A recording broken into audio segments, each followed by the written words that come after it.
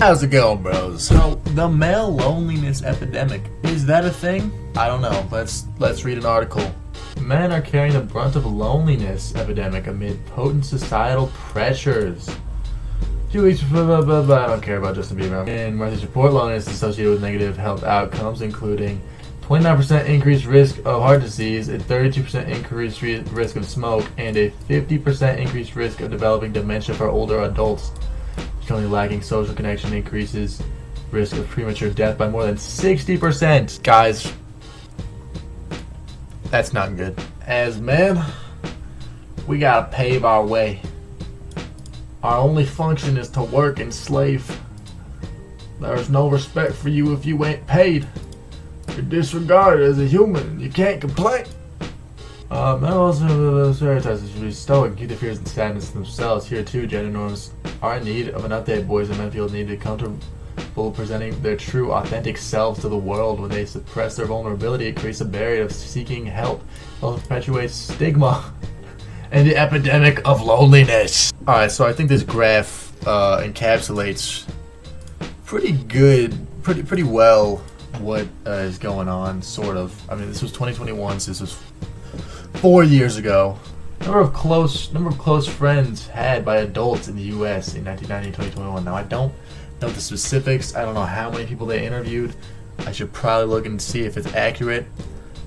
I'll just put a text somewhere that says if it does or not. Let's assume this is accurate because it's kind of around things that everyone says, and we'll look at stuff. But in 1990, 3% of people had no close friends. So that's very small. That's very small numbers. As of roughly modern day, it's probably even more now.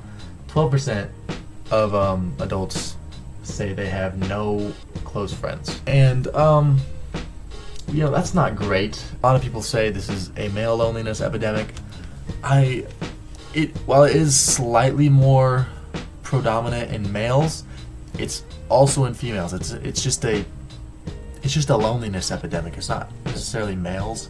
And it's not necessarily a combination of like feminism and these women on OnlyFans that are isolating everybody. It's more just social media. Look, this is around when social media took off. Oh my gosh, people often feel left out and way more lonely than normal. And then I don't know why it stopped in 2020. How did they feel less lonely and left out in 20?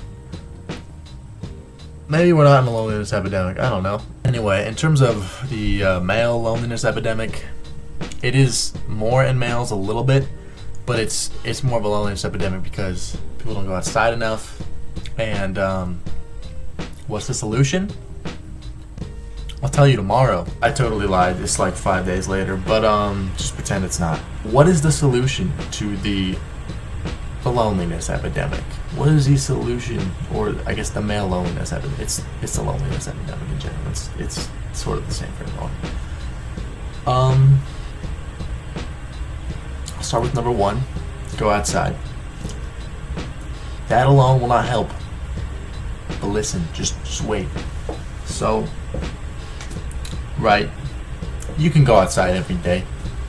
Maybe I go outside to my car to drive to the fast food restaurant that I work at for 8 hours, and then I walk outside, and I maybe my feet brushes the grass, and then I drive back home, and then I goon.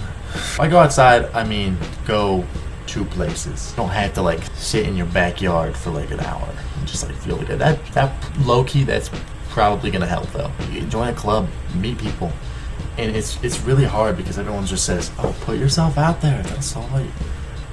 You can't if you've never done that before and you have really bad social anxiety. It's hard to do that at first. When I was a freshman in high school, I'm still in high school, but when I was a freshman, I had the worst social anxiety anyone could ever have. I couldn't say hi to anybody. I was scared of everything. I was embarrassed to hang out with my own friends. It was not a good time to be a freshman Gabe. But slowly and surely I didn't rot. It took like what I'm gonna be a senior, so it's been 2.5 years, and I've gone way out. I've made tons of memories. I've done a lot. I've gotten way more confident, and I've stood up for myself. And all of that, I would say, partially a lot recently. I've gotten a lot more out there. Reading books. I read this book called Discourses and Selected Writings of Epidemic, and it really just discusses what you can and cannot control.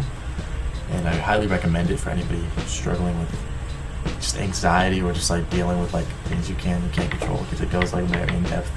Very good read, and it's something somebody in high school could read.